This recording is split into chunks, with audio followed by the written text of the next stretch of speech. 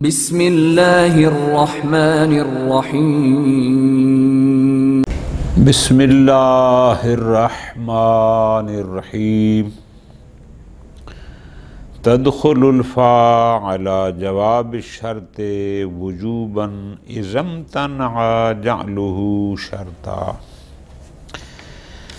ابتدائے بحث میں اور مواضع و جزم الفعل المضارع میں انہوں نے جو سوال اٹھائے تھے تو ان سوالات کے ترتیب سے جواب چل رہے ہیں۔ تھوڑا سا آپ اس صفحے کو دیکھیں تو 13ویں نمبر پر سوال تھا فی ای محل تدخل الفاء علی جواب الشرط وجوباً، یعنی کون کون سے مقامات پر جواب شرط پر فائے جزائیہ کو لگانا واجب ہوتا ہے۔ یہ 13واں تھا۔ اور 14واں تھا کہ متى تدخل الفاء علی جواب الشرط جوازاً، کہ کب جواب شرط پر فا کو لگانا جائز ہوتا ہے، یعنی وہ کتنے مقامات ہیں، کون کون سے ہیں جہاں فا جزائیہ لگانا واجب ہے اور وہ کتنے ہیں جہاں جائز ہے۔ تو آج ان دو سوالوں کے جوابات فرماتے ہیں اگر جواب شرط ایسا ہو کہ وہ شرط قرار نہ پا سکتا ہو، چونکہ ہم نے پیچھے کہا تھا کہ شرط کے لیے ضروری ہے کہ وہ ان یکون فعلا خبریا متصرفا۔ اگر جواب شرط میں وہ شرائط نہ پائی جاتی ہوں جو شرط بننے کے لیے درکار ہوتی ہیں، تو ایسے مقام پر جواب شرط پر فا کا لگانا واجب ہے۔ ٹھیک ہو گیا جی؟ یہ تو ہو گیا ایک قانون کہ جہاں جواب شرط بننے کی شرائط پر پورا نہ اترتا ہو وہاں پر جواب شرط پر فا لگانا واجب ہے۔ ٹھیک ہو گیا؟ تفصیل میں بیان فرماتے ہیں کہ 5 مقامات ایسے ہیں کہ جہاں پر جواب شرط پر فا کو لگانا واجب ہوتا ہے، اس لیے کہ جواب شرط میں شرط بننے کی جو شرائط تھیں وہ نہیں پائی جاتی۔ بس ہم نے کہا کہ شرط کے لیے وہ فعل ہو، وہ فعل نہیں اس میں۔ ہم نے کہا کہ جواب شرط کے لیے جو فعل استعمال ہوا ہے وہ خبری ہونا چاہیے، ممکن ہے یہ خبری نہ ہو بلکہ انشائیہ ہو، معنی طلب پر ہو۔ یا ہم نے کہا تھا کہ وہ فعل متصرف ہو لیکن ہو سکتا ہے کہ یہ فعل جامد ہو، الی آخری ابھی پڑھتے ہیں۔ تو بس دوسری سطر آپ یوں تحریر کریں گے کہ 5 مقامات ایسے ہیں جہاں پر جواب شرط پر فا کا لگانا واجب ہے۔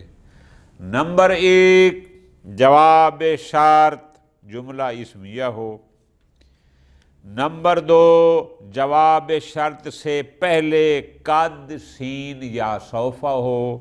نمبر 3، جواب شرط فعل منفی ہو لیکن ما یا لن کے ساتھ اس فعل کی نفی کی گئی ہو۔ نمبر 4، ہو تو فعل لیکن جواب شرط ہو تو فعل لیکن فعل جامد ہو۔ نمبر 5، ہو تو فعل لیکن وہ خبری نہ ہو بلکہ فعل طلبی ہو۔ یہ 5 موارد ایسے ہیں کہ جہاں پر جواب شرط پر فا کو لگانا واجب ہے۔ بالکل آسان۔ 13واں سوال میں نے جیسے گزارش کیا یہ تھا، یہ پیچھے آپ دیکھیں گے نا پہلے صفحے پر 13واں سوال یہ تھا فی ای محل تدخل الفاء علی جواب شرط وجوباً، کس جگہ پر فا جواب شرط پر داخل ہوتی ہے وجوباً، یعنی جواب شرط پر فا لگانا واجب ہوتا ہے۔ اس کا جواب فرماتے ہیں تدخل الفاء علی جواب شرط وجوباً، جواب شرط پر فا کا لگانا واجب ہوتا ہے، یعنی فا داخل ہوتی ہے وجوباً، یعنی جواب شرط پر فا لگانا واجب ہوتا ہے۔ کب؟ اذا امتنع جعلہ شرطا، جب جواب شرط کو شرط قرار دینا ممنوع ہو۔ کیا مطلب؟ یعنی جواب شرط ایسا ہو کہ وہ شرط بن ہی نہ سکتا ہو۔ اس لیے کہ ہم نے گزشتہ درس میں کہا تھا کہ حق کو شرط ان یکون مقدر جواب، اور کہا تھا کہ ان یکون فعلا خبریا متصرفا، یہ کوئی شرائط بیان کی تھی کہ وہ شرائط اس میں نہ ہوں۔ ٹھیک ہو گیا، یہ ہو گیا قانون۔ وَذَلِكَ فِي خَمْسَةِ مَوَاضِعَ، 5 مقامات ایسے ہیں جہاں جواب شرط نہیں بن سکتا، چونکہ اس میں شرط بننے کی شرائط نہیں ہوتی، لہذا ان 5 مقامات پر جواب شرط پر فا کا لگانا واجب ہے۔ اب ایک ایک کر کے۔ نمبر 1، پہلا مقام، اذا کان جملۃ اسمیۃ، اگر جواب شرط جملہ اسمیہ ہو۔ ہم نے کہا تھا نا کہ شرط کے لیے ضروری ہے کہ یکون فعلا، یہ فعل نہیں ہے بلکہ اسم ہے، لہذا یہ شرط بن نہیں سکتا۔ جب جواب شرط جملہ اسمیہ ہو، مثال مہما اردتا، یہ شرط ہو گئی کہ جب تو چاہے گا، فَإِنِّي مُسْتَعِدٌ لِقَضَائِهِ، انی مستعد، یہ جملہ اسمیہ ہے، یہ فعلیہ نہیں ہے، لہٰذا انی سے پہلے ہم نے فا لگا کہ فَإِنِّي مُسْتَعِدٌ، کہ جب تو ارادہ کرے گا میں آمادہ ہوں اس کو پورا کرنے کے لیے۔ ٹھیک ہے جی، بات ہو گئی جی، ختم۔ آگے فرماتے ہیں الفاء الداخلۃ علی الجملۃ الاسمیہ قد تحذف فی الضرورہ، جملہ اسمیہ پر جو فا داخل ہوتی ہے بسا اوقات ضرورت کی بنیاد پر اس کو حذف بھی کر دیا جاتا ہے، البتہ وہ ضرورت شعری ہو، نثر میں نہ، اشعار میں، نظم کی بات ہے کہ بسا اوقات اس کو حذف کر دیا جاتا ہے۔ جیسے یہ شاعر کا یہ شعر ہے، کیا؟ فَمَن لَمْ يَمُتْ فِي الْيَوْمِ لَا بُدَّ أَنَّهُ، یعنی اصل میں تھا فَلَا بُدَّ أَنَّهُ، لیکن ضرورت شعری کی وجہ سے یہاں فا محذوف ہے۔ فَمَن لَمْ يَمُتْ فِي الْيَوْمِ، جو شخص آج کے دن نہ مرا، ترجمہ لا بدہ، اصل میں تھا فلا بدہ، لا بدہ، پس ضروری ہے اس کے لیے کیا؟ انہو سیعقلہ حبل المنیت فی الغدی، کہ اس کو حبل المنیہ یعنی موت کی رسی آج نہیں تو کل سیعقلہ اس کو گھیر لے گی، اس کے گلے میں آ جائے گی۔ ٹھیک ہے جی، فَمَن لَمْ يَمُتْ فِي الْيَوْمِ لَا بُدَّ أَنَّهُ، یا اس کی جواب شرط یہ بنائیں فَسَيَعْقِلُهُ حَبْلُ الْمَنِيَّةِ فِي الْغَدِ، تو جواب کیا ہے کہ پس موت کی رسی اس کے گلے میں کل آ جائے گی۔ وَهُوَ مِنَ الضَّرُورَاتِ الْمَقْبُولَةِ فِي الشَّعْرِ، البتہ یہ وہ ضرورات ہیں جو اشعار میں مقبول ہیں۔ شعری ضرورت کے لیے بہت سارے قوانین تبدیل ہو جاتے ہیں، حتیٰ کہ ضرورت شعری کے لیے جیسے ہم مثال وہ پڑھتے ہیں نا، صبت علیہ مصائب لو انہا، حالانکہ مصائب غیر منصرف ہے لیکن ضرورت شعری کے لیے تنوین بھی آ گئی، اس لیے فرماتے ہیں لیکن اما فی غیرہ، لیکن شعر کے علاوہ نثر میں فلا یجوز حذفا، یہاں جواب شرط پر فا کو حذف کرنا جائز نہیں ہے۔ تو پس ہمارا محل شاہد کیا ہو گیا؟ فَمَن لَمْ يَمُتْ فِي الْيَوْمِ لَا بُدَّ أَنَّهُ سَيَعْلِقُهُ حَبْلُ الْمَنِيَّةِ فِي الْغَدِ، یہاں پر فا محذوف ہے۔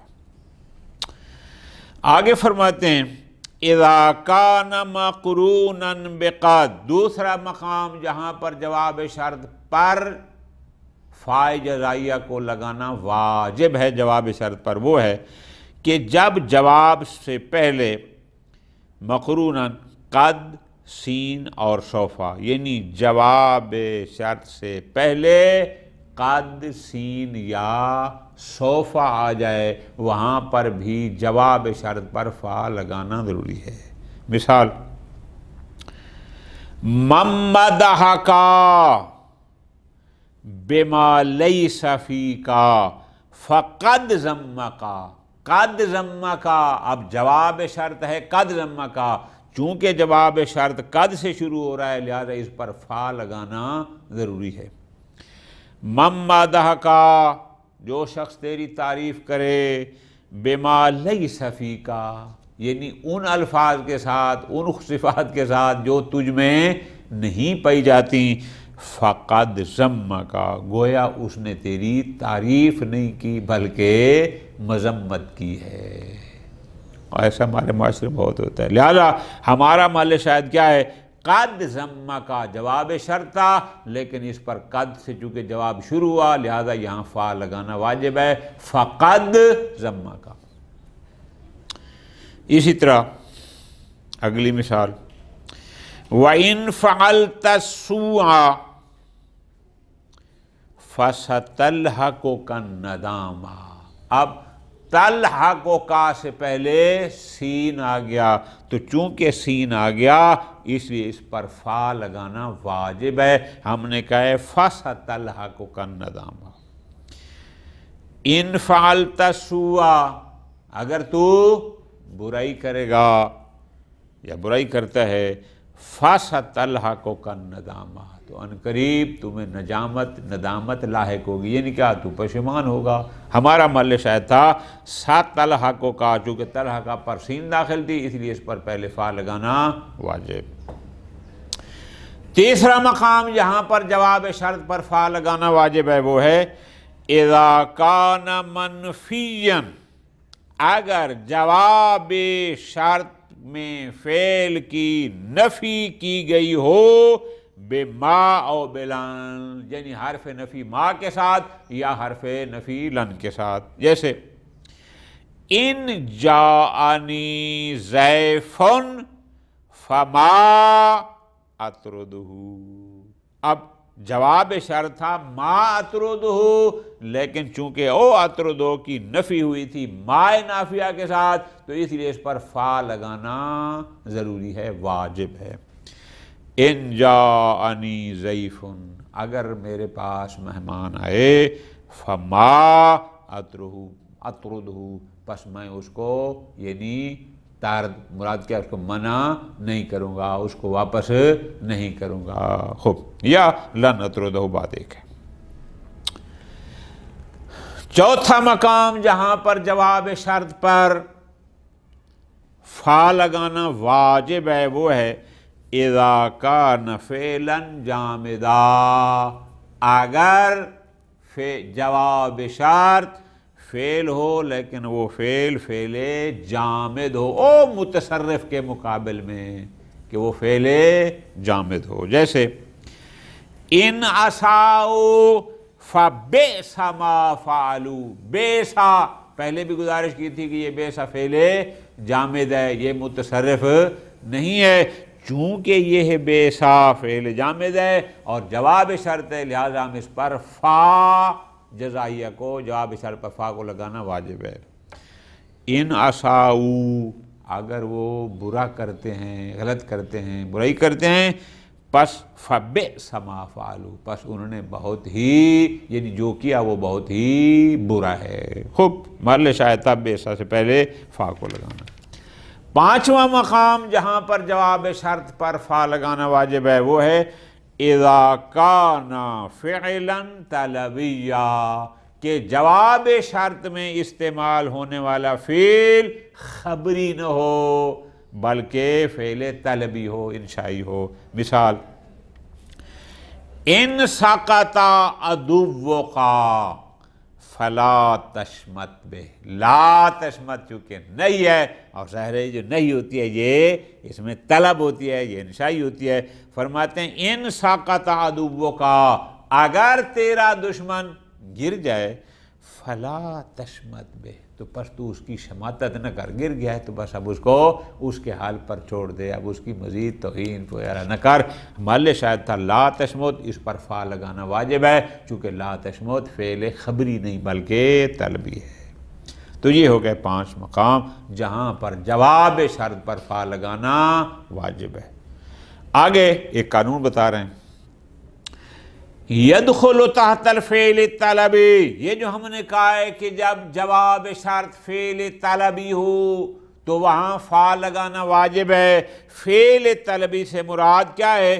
یہ شامل ہے جمیع انواع طلب۔ اب طلب کسی بھی طریقے سے ہو، چاہے وہ طلب امر کے انداز میں ہو، چاہے وہ امر میں کیا ہوتا ہے؟ طلب الفعل، نہی میں کیا ہوتا ہے؟ طلب ترک فعل، اب دعا خواہش مانگنا۔ فرماتے ہیں وَلَوْ كَوْنَ بِصُورَةِ الْخَبَرِ، چاہے وہ خبر اور استفہام کے انداز میں بھی کیوں نہ ہو، جب فعل طلبی کہتے ہیں تو اس میں امر بھی شامل ہے، نہی بھی شامل ہے، دعا بھی شامل ہے۔ ٹھیک ہو گیا جی؟ خوب، اب چاہے وہ خبر یا استفہام کے انداز میں بھی کیوں نہ ہو۔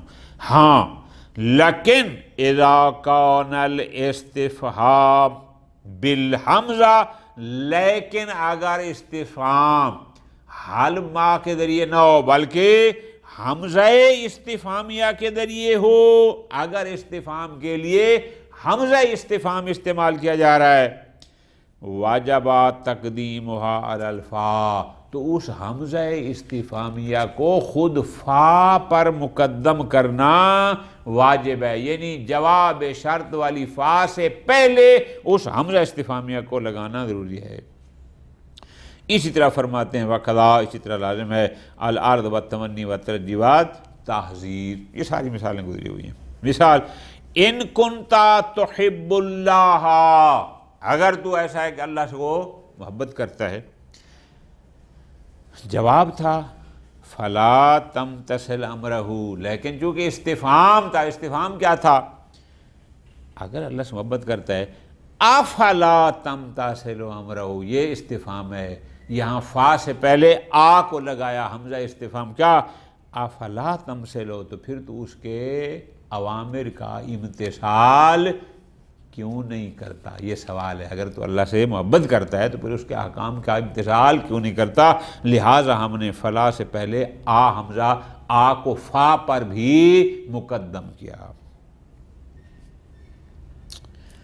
14واں سوال یہ تھا کہ کس مقام پر جواب شرط پر فا کو لگانا جائز ہے، یعنی نہ بھی لگائیں تو فرق نہیں پڑتا۔ جواب تدخل الفا علی جواب شرط جوازن، جواب شرط پر فا داخل ہوتی ہے جوازن، یعنی واجب نہیں کہ اس پر فا کو لگایا جائے لیکن جائز ہے۔ وہ کب؟ اذا کانا مضارعا مثبتا، کہ اگر جواب شرط فعل مضارع ہو اور منفی نہ ہو بلکہ مثبت ہو، تو اس مقام پر جواب شرط پر فا لگانا جائز ہے، واجب نہیں۔ مثلا من یطلب فا یجد، یجد بھی کہہ سکتے ہیں، اور فا یجد فا لگانا جائز ہے کہ جو طلب کرتا ہے پس وہ پا لیتا ہے۔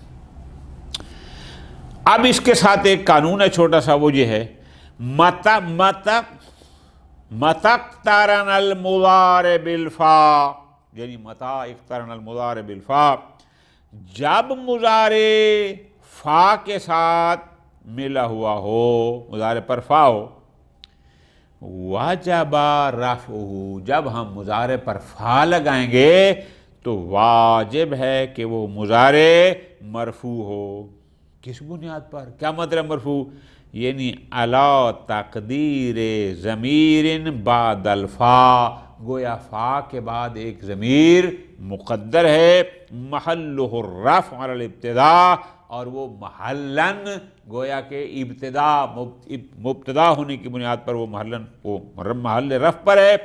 والجملہ جو بعد کا جملہ ہے مضارع اور اس کا فاعل یہ مل کر اس کا خبر بنیں گے۔ گویا وہ مضارع جس پر فا تھی تو وہ محل رفع پر ہوگا کہ وہ پورا جملہ خبر ہونے کی بنیاد پر مرفوع ہوگا۔ وصلی اللہ علی محمد وعلیہ وسلم۔